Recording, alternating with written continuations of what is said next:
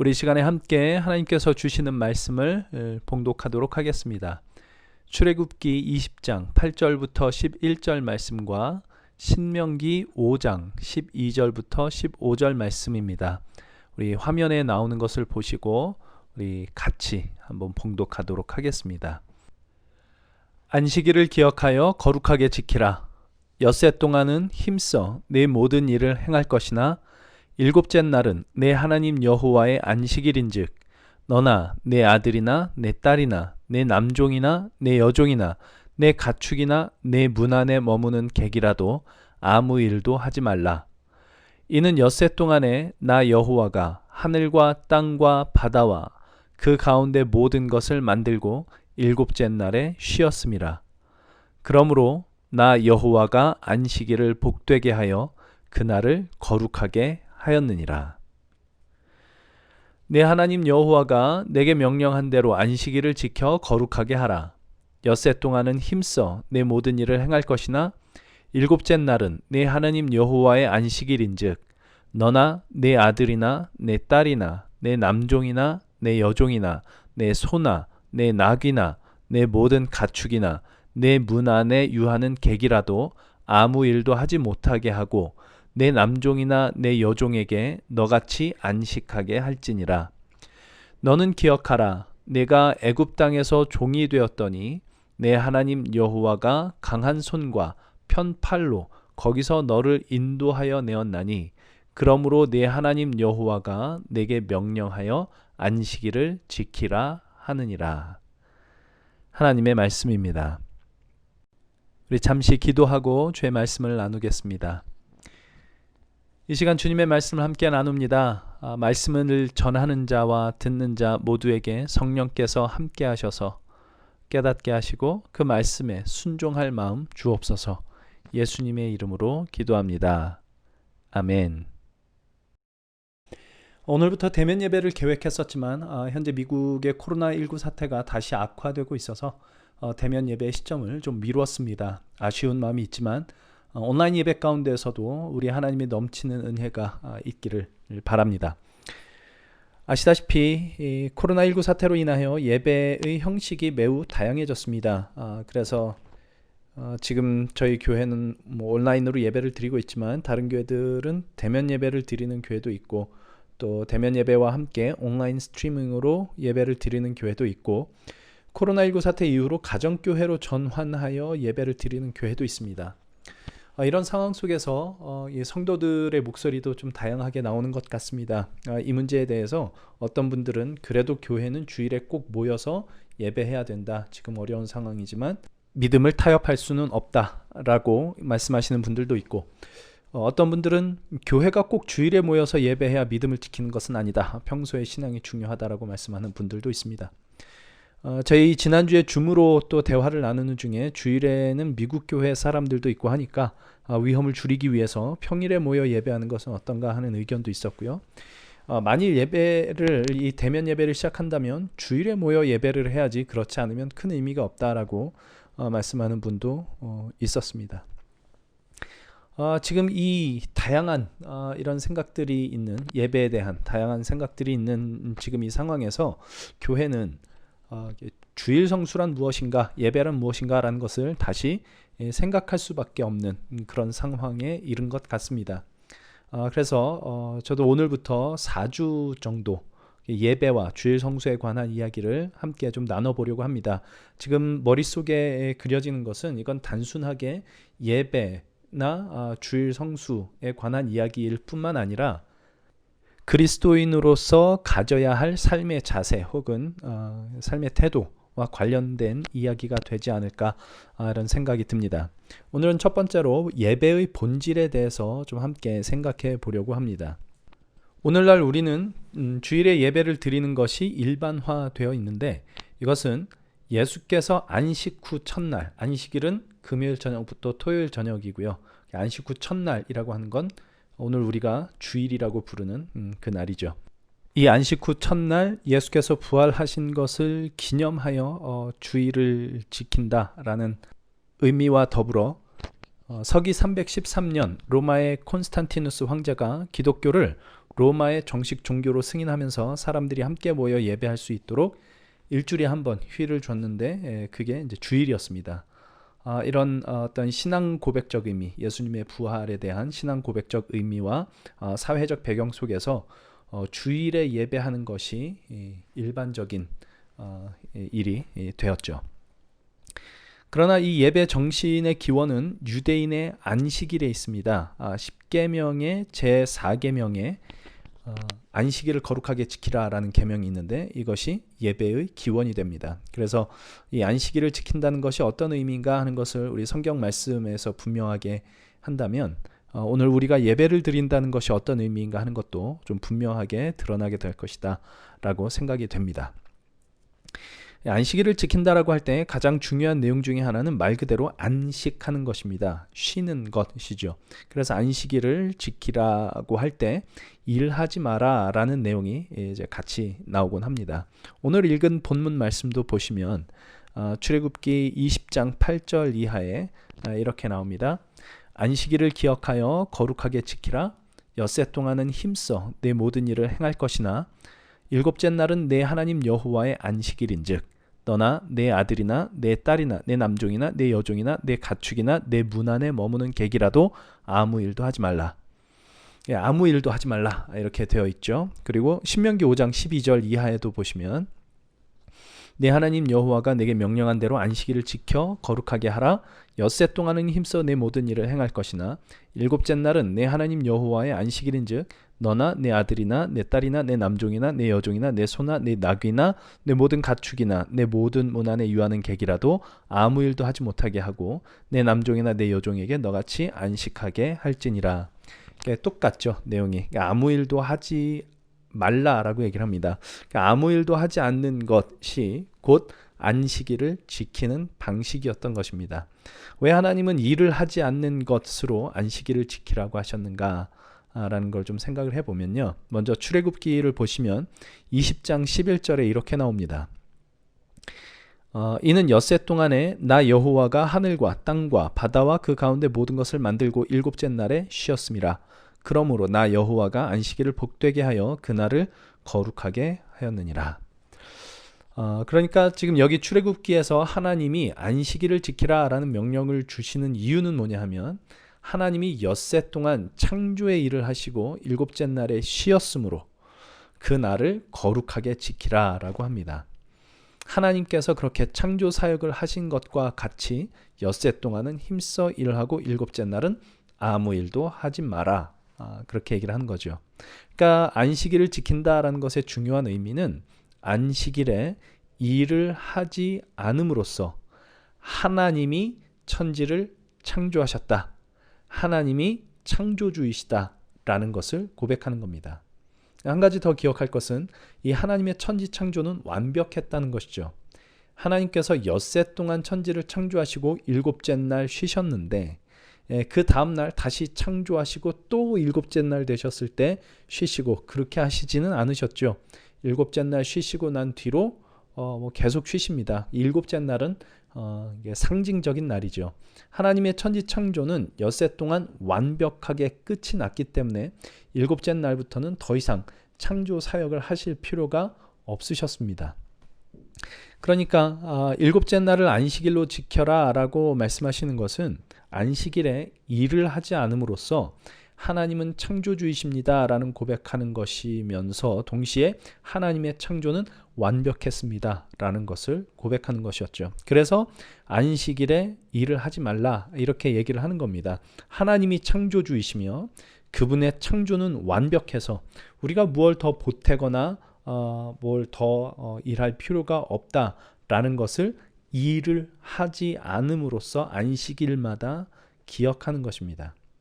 이것이 안식일의 정신이며 우리가 하나님을 예배한다고 할 때 예배의 핵심되는 한 내용입니다. 그러니까 이 세상은 우연히 생겨나서 우연히 자연 법칙이 생겨나고 우연히 나무도 생겨나고 우연히 꽃도 생기고 우연히 인간도 생기고 우리가 우연히 만나서 이렇게 살아가는 것이 아니라 창조주가 계시다라는 것을 고백하는 것, 이게 예배의 아주 중요한 내용 중에 하나입니다.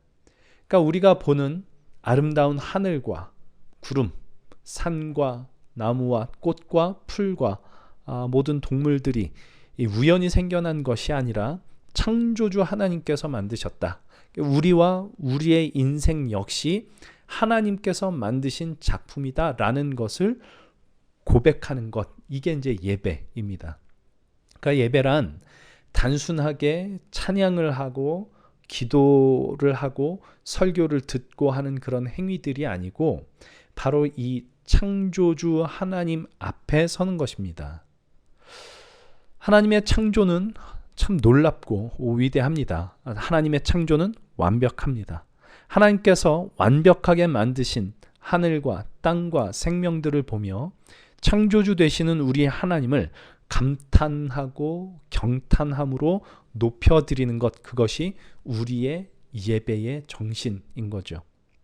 근데 문제는 우리의 인생이 또 이 세상이 늘 아름답지만은 않다는 것입니다. 뉴스를 보면 이 세상의 각종 범죄와 억울하게 고통당하고 죽임당한 사람들의 이야기가 넘쳐납니다. 이런 것들을 보면서 우리는 우리가 살아가는 이 세상이 뭔가 잘못되었다라는 느낌을 지울 수가 없습니다. 그럼 이제 하나님의 완벽한 창조와 이렇게 연결하여 생각하면 이런 생각이 드는 거죠. 하나님께서 천지를 완벽하게 창조하셨다면 세상은 왜 이런 절망스러운 일들이 일어나고 있는가 하는 것이죠. 하나님을 알지 못하는 사람들은 이렇게 말합니다. 하나님이 세상을 완벽하게 창조하셨다면, 하나님이 계시다면 세상은 왜 이러냐? 하나님이 존재하지 않는다는 증거가 세상에 이렇게 가득하지 않느냐? 하나님이 계시다면 도대체 왜 이런 일이 일어나고 있는 것이냐? 이런 얘기를 합니다. 그러나 하나님을 아는 우리는 이 문제의 답, 하나님이 세상을 완벽하게 창조하셨는데 세상은 지금 왜 이 지경인가? 라는 이 문제의 답을 하나님의 말씀인 성경에서 찾아야 됩니다. 우리가 지금 사는 이 세상은 왜 이 모양이냐? 성경은 한마디로 답을 하죠. 죄 때문이다. 이렇게 얘기를 합니다. 하나님의 완벽한 창조에는 인간도 포함이 됩니다. 그런데 하나님의 피조물 중에 유일하게 인간만은 하나님의 형상을 따라 지음을 받습니다. 그런데 아이러니하게도 바로 그 이유, 하나님의 형상을 따라 지음받았다라는 그 이유 때문에 인간은 하나님의 창조 질서를 깨뜨려 버립니다. 하나님의 형상의 가장 대표적인 내용이 뭐냐라고 할 때 그 내용은 자율성입니다. 우리가 보통 자유의지라고 부르는 것입니다. 하나님께서 인간을 만드실 때 기계적으로 복종하게 만들지 않으시고 자율적 순종 속에서 하나님과의 친밀한 관계와 사랑을 누릴 수 있도록 만드셨다라는 거죠. 자주 말씀드리지만 하나님이 우리에게 자유의지를 주셨다는 것이 얼마나 대단한 것인지 우리가 잊지 말아야 됩니다. 하나님이 우리 인간에게 감히 그 하나님을 거역할 수 있는 가능성까지 주셨다는 것입니다. 그런데 그 가능성이 없으면 사랑이라는 것 자체가 불가능합니다. 그러니까 순종의 가치는 불순종의 가능성이 있을 때에만 그 순종의 가치가 있죠. 사랑도 마찬가지입니다. 거역할 자유가 없이 사랑하도록 프로그램화되어 있다면 사랑은 그건 진짜 사랑일 수가 없겠죠. 그러니까 바로 하나님과의 친밀한 관계와 사랑을 가능하게 하는 것이 이 자율성 혹은 자유의지라는 이 하나님의 선물입니다. 그런데 하나님께서 허락하신 바로 그 자유의지로 인간은 하나님을 배신합니다. 우리가 잘 아는 것처럼 너희들 그 열매 먹으면 하나님처럼 눈이 밝아져서 선악을 알게 될 거야 라는 이 사탄의 유혹에 넘어가죠. 여기에 죄의 본질이 있습니다. 죄는 하나님의 말씀보다 내가 듣고 싶은 것을 더 귀 기울여 듣고 그것을 선택하는 것, 이게 죄입니다. 하나님의 자리를 빼앗아 내가 하나님 노릇을 하는 것이죠. 하나님을 반역한 것, 이것이 선악과를 먹은 죄의 본질입니다. 하나님을 반역했으니 하나님과의 관계가 당연히 깨지죠. 하나님만이 생명의 근원이신데 하나님과의 관계가 깨지고 나니까 사망이 세상 가운데 들어옵니다. 사람과의 관계도 깨집니다. 서로 자기가 하나님이 되고 서로 자기가 왕노릇 하려니까 당연히 다툼이 있을 수밖에 없습니다. 그리고 사람이 범죄하자 땅이 저주를 받고 그래서 사람과 자연과의 관계도 깨집니다. 땅은 가시덤불과 엉겅퀴를 내고 사람은 자연을 무분별하게 훼손합니다. 이게 창세기 3장에 나오는 죄의 결과입니다. 하나님께서 완전하게 창조하셨던 창조 질서가 죄로 인하여 깨져버리는 거죠. 그리고 이 창세기 3장의 이 이야기가 오늘 우리가 살고 있는 세상의 원형적인 이야기가 됩니다. 그러니 우리가 예수님을 믿고 하나님을 알게 되면 세상과 우리 인생에 일어나는 절망적인 일들은 하나님이 존재하지 않는 증거가 아니라 하나님이 우리에게 자유의지라는 귀한 선물을 주셨으며 그 선물을 인간이 잘못 사용하는 그 인간의 죄가 세상을 뒤덮고 있는 증거다 라는 것을 알게 됩니다. 바로 이 인간의 죄로 인하여 하나님의 창조 질서가 깨지고 세상은 엉망이 됐고 하나님은 일을 다시 시작하셔야만 했습니다. 그것은 인간의 죄로 인하여 깨진 창조 질서를 회복하시는 일입니다. 그리고 그것을 성경은 구원이라고 합니다. 바로 이 하나님의 구원이 안식일을 지키라는 명령의 또 다른 이유가 됩니다. 그게 오늘 또 하나의 본문 신명기 5장의 말씀이죠. 5장 15절을 보시면 이렇게 되어 있습니다. 너는 기억하라. 내가 애굽 땅에서 종이 되었더니 내 하나님 여호와가 강한 손과 편팔로 거기서 너를 인도하여 내었나니 그러므로 내 하나님 여호와가 내게 명령하여 안식일을 지키라 하느니라. 출애굽기에서는 하나님이 엿새 동안 창조하시고 일곱째 날 쉬셨으므로 안식일을 지키라 그렇게 말씀하고 있는데 여기 신명기에서는 하나님께서 너희를 종되었던 애굽 땅에서 인도해내었으므로 다시 말하면 하나님께서 너희를 구원하셨으므로 안식일을 지키라라고 말씀을 합니다. 이 하나님의 구원 역사 역시 하나님께서 홀로 이루시죠. 로마서 1장에서 복음은 모든 믿는 자에게 구원을 주시는 하나님의 능력이라 라고 말씀하는 것처럼 이스라엘 백성을 종되었던 땅 애굽에서 구원하신 하나님의 구원은 오직 하나님의 능력으로 이루십니다. 그래서 그날에 아무 일도 하지 말라라고 말씀하는 겁니다. 안식일에 아무 일도 하지 않음으로써 하나님은 당신의 능력으로 강한 손과 편팔로 우리를 구원하신 구원주이시다라는 것을 고백하는 것입니다. 그러니까 안식일을 지킨다는 것은 그날에 일을 하지 않음으로써 바로 이 두 가지 고백, 출애굽기에서 말하는 하나님은 창조주이십니다. 하나님의 창조는 완벽했습니다라는 이 고백과 신명기에서 말하는 하나님은 구원주이십니다. 하나님께서 오직 당신의 능력으로 우리를 구원하신 분이십니다. 라는 이 고백을 하는 겁니다. 그래서 성경에서는 창조와 구원이 하나로 묶여 있습니다. 하나님께서 우리를 구원하신 것은 곧 우리를 새롭게 창조하신 것입니다. 바울은 고린도후서 4장에서 그리스도 예수 안에서 우리를 구원하셨다라는 것을 이렇게 표현합니다. 6절입니다. 어두운 데서 빛이 빛이라 말씀하셨던 그 하나님께서 예수 그리스도의 얼굴에 있는 하나님의 영광을 아는 빛을 우리 마음에 비추셨느니라. 어두운 데에 빛이 빛이라 말씀 하나님, 이건 창세기에 나오는 창조의 하나님을 뜻하죠. 바로 그 하나님께서 그리스도를 통해 우리에게 빛이 있게 하신 것, 곧 우리 안에 새로운 창조를 이루신 것, 그것이 구원입니다. 그리고 한 장 뒤에 5장에 가면 고린도후서 5장 17절에 우리가 잘 아는 이 말씀으로 더욱더 분명하게 이렇게 얘기를 하죠. 그런즉 누구든지 그리스도 안에 있으면 새로운 피조물이라. 이전 것은 지나갔으니 보라 새 것이 되었도다. 이렇게 얘기를 하죠. 그리스도 예수 안에서 새로운 피조물이 되는 것, 바꿔 말하면 하나님께서 우리를 그리스도 예수 안에서 새롭게 창조하시는 것, 그것이 구원입니다. 예배란 바로 이 하나님을 높이는 것입니다. 천지를 창조하신 창조주 하나님을 경배하며 그 완벽했던 창조 질서를 깨뜨린 인간을, 그래서 스스로 멸망을 자초하고 그 죄값으로 인하여 사망에 이를 수밖에 없는 이 죄인을 구원하신 하나님, 그 구원이란 그리스도 예수 안에서 더 이상 죄에 묶이지 않은 존재로 하나님께 속한 존재로 새롭게 창조하신 것이죠. 그 창조주 하나님, 구원의 하나님, 그 하나님을 만나고 높이고 경배하는 것, 그것이 바로 예배입니다. 그런데 앞서 언급했던 것처럼 안식일 명령에서는 이러한 하나님의 창조주 되심과 구원주 되심을 일하지 않음으로써 고백을 했죠. 여기서 일을 하지 않는다라는 것은 아무 행동도 하지 않는다라는 뜻이 아닙니다. 만일 그런 뜻이라면 안식일에 성회로 모이는 것도 하지 말아야죠. 안식일에는 그냥 죽은 듯이 누워 있어야만 됩니다.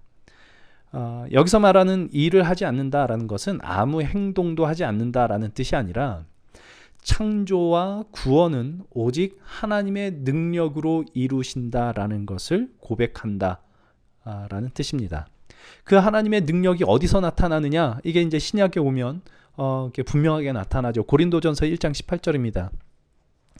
십자가의 도가 멸망하는 자들에게는 미련한 것이요 구원을 받는 우리에게는 하나님의 능력이라고 얘기를 하죠. 십자가의 도. 그러니까 예수 그리스도의 십자가가 하나님의 능력입니다. 이것은 예수 그리스도 그분이 하나님의 능력이다라는 말과 다르지 않습니다. 고린도전서 1장 24절에는 이렇게 얘기를 합니다. 오직 부르심을 입은 자들에게는 유대인이나 헬라인이나 그리스도는 하나님의 능력이요 하나님의 지혜니라. 그리스도, 그분이 바로 하나님의 능력이라고 얘기를 합니다. 그러니까 안식일에 일을 하지 않는다라는 것은 천지창조와 우리를 구원하신 구원은 우리의 어떠함이나 우리의 능력이 아니라 하나님의 능력으로 인한 것입니다 라는 고백인데, 그 하나님의 능력이 어디서 나타났느냐 할 때 예수 그리스도 안에서 하나님의 능력이 나타납니다. 그래서 일을 하지 않는다라는 것은 결국 오직 예수 그리스도만이 창조와 구원, 다른 말로 새 창조를 이루시는 하나님의 능력입니다 라는 고백인 것이죠. 그러므로 그리스도 예수 안에만 우리의 구원이 있고 우리의 삶은 예수와 묶여야만 합니다 라는 고백, 이것이 바로 우리 예배의 본질이 되는 것입니다. 하나님의 창조와 구원의 능력이신 예수 그리스도를 바라보는 것, 예수 그리스도를 이 땅에 보내시고 그리스도의 십자가 죽으심으로 우리의 죄값을 치르시고 우리를 하나님의 자녀 삼으신 창조주요 구원주 되시는 우리 하나님을 높여드리는 것, 이것이 우리 예배의 본질인 것입니다. 바로 이 부분에서 유대인들이 아주 큰 오해를 하나 하는데, 이 일을 하지 않는다라는 것을 창조주요 구원주 되시는 하나님의 능력을 의지합니다라는 것으로 이해하지 않고 이 일을 하지 않는 것을 지켜야 할 하나의 규칙으로 만들어버리는 거죠. 철저하게 그 규칙을 지킵니다. 안식일에 스위치 하나 올리는 것도 하지 않으려고 합니다. 안식일 지키느라고. 그러니까 일을 하지 않는 것이 그들의 또 다른 일이 돼버린 거죠. 그래 놓고는 안식일 이외의 삶은 하나님의 창조와 구원의 능력에 의지하여 사는 것이 아니라 자기 뜻대로 삽니다. 그리고 안식일에 와서 또 거룩하게 안식일을 지킵니다. 예언자들은 유대인들의 이런 예배에 대하여 하나님이 가증히 여기시는 일이다, 이렇게 얘기를 합니다. 이 사람들이 예배 행위를 소홀히 했던 건 아닙니다. 안식일을 철저하게 지켰고요, 흠없는 제물을 철저하게 골라서 하나님께 바쳤습니다. 그런데 하나님은 그 제물을 헛된 제물이라고 하십니다. 그들이 드리는 그 예배를 가증히 여기신다라고 합니다. 왜요? 그 예배가 창조주요 구원주이신 하나님을 만나 그분을 높이고 그 하나님의 능력에 그들의 삶 전체를 의탁하는 것으로 그 하나님께 예배를 드린 것이 아니라 그들의 삶과 예배가 철저하게 분리되어 있기 때문에 그랬습니다. 지금 코로나 바이러스 때문에 교회도 모여야 할지 말아야 할지 갈팡질팡하고 있는데, 이런 상황 속에서 그래도 예배는 멈추지 말아야 한다라고 주장하며 모여서 예배할 수 있습니다. 좋은 말입니다. 그러나 아무리 그런 열심을 낼지언정 그 열심으로 모여 예배한 사람들이 예배 이후의 삶을 창조주요 구원주 되시는 하나님의 능력과 그분의 다스리심 아래에 있지 않다면 그것은 예배의 본질에서 벗어나 있는 것입니다. 그러나 우리가 모여서 예배할 수 있다면 좋겠지만 그렇지 못하다 할지라도 우리가 있는 그 자리에서 예배할 때 그 예배가 하나님을 창조주요 구원주로 고백하는 예배가 된다면, 그리고 그 창조와 구원의 능력이신 하나님을 의지하여 살기로 그 예배 가운데 하나님께 고백한다면 그 예배를 하나님은 기뻐하십니다. 예배의 본질은 하나님을 창조주요 구원주로 고백하며 그분 앞에 서는 것입니다. 하나님을 창조주요 구원주로 고백한다는 것은 안식일 명령에서 봤던 것처럼 일을 하지 않는 것입니다. 아무런 행동도 하지 않는다라는 뜻이 아니라 모든 행동을 하나님의 능력에 의탁하여 한다라는 뜻입니다. 그것이 안식일을 지키는 정신이었고 오늘 예배, 우리 예배의 본질입니다. 천지를 창조하시고 우리를 구원하신 하나님을 높이고 하나님의 그 구원의 능력, 우리를 새롭게 빚으시는 하나님의 새 창조의 능력이신 예수 그리스도를 마음에 품고 예수 그리스도 그분을 우리 삶의 기준 삼아 그분의 능력으로 살아갈 것을 하나님 앞에 다짐하는 것, 그것이 우리 예배의 본질이 됩니다. 그래서 어떤 면에서 예배를 진정한 예배로 만드는 것은 예배 때 얼마나 경건한 모습으로, 얼마나 열심히, 얼마나 정성을 다하여 찬송하고 기도하고 예물을 드리고 말씀을 듣느냐 하는 데에 있는 것이 아니라 엿새 동안의 삶이 예배를 진정한 예배로 만드는 것이다 라고 할 수 있을 겁니다. 안식일 명령에서는 안식일을 지키라는 명령 앞에 엿새 동안 힘써 일하라 라는 말이 붙죠. 창조주요 구원주이신 하나님을 의식하고 살아가는 그 삶이 안식일을 진정한 안식일로 만들고 예배를 진정한 예배로 만드는 것입니다. 그렇게 엿새 동안 열심히 하나님께서 우리에게 허락하신 삶을 열심히 살되 창조주 되시며 구원주 되시는 하나님, 그리스도 예수 안에서 나를 새롭게 창조하신 하나님, 그 하나님을 우리 마음 가운데 늘 의식하고 내 뜻이 아닌 하나님의 뜻이 무엇인지 고민하고 그 뜻을 따라 순종하기 위해 애쓰고 그렇게 엿새 동안 힘써 우리에게 주어진 삶을 살고 일곱째 날 주님 앞에 나와 그렇게 살게 하신 우리 하나님, 당신의 능력으로 나를 빚어가시는 우리 하나님을 기쁨으로 찬송하고, 혹은 그렇게 애썼는데도 주님의 뜻대로 살지 못했던 부분들이 있다면 하나님 앞에 회개하고 다시 하나님께로 돌이키고 그런 못난 나를 여전히 용납하시고 받아주시고 다시 일으켜 세우시는 그 하나님의 은혜와 사랑을 만나며, 그래서 다시 한번 하나님의 능력을, 그리스도의 십자가를 의지하여 나의 삶을 살아가기로 하나님 앞에 나를 내어 드리는 것, 그것이 진정한 예배가 됩니다. 사도 바울은 이것을 로마서 12장에서 이렇게 명확하게 표현합니다. 너희 몸을 하나님이 기뻐하시는 거룩한 산 제물로 드리라. 이는 너희가 드릴 영적 예배니라.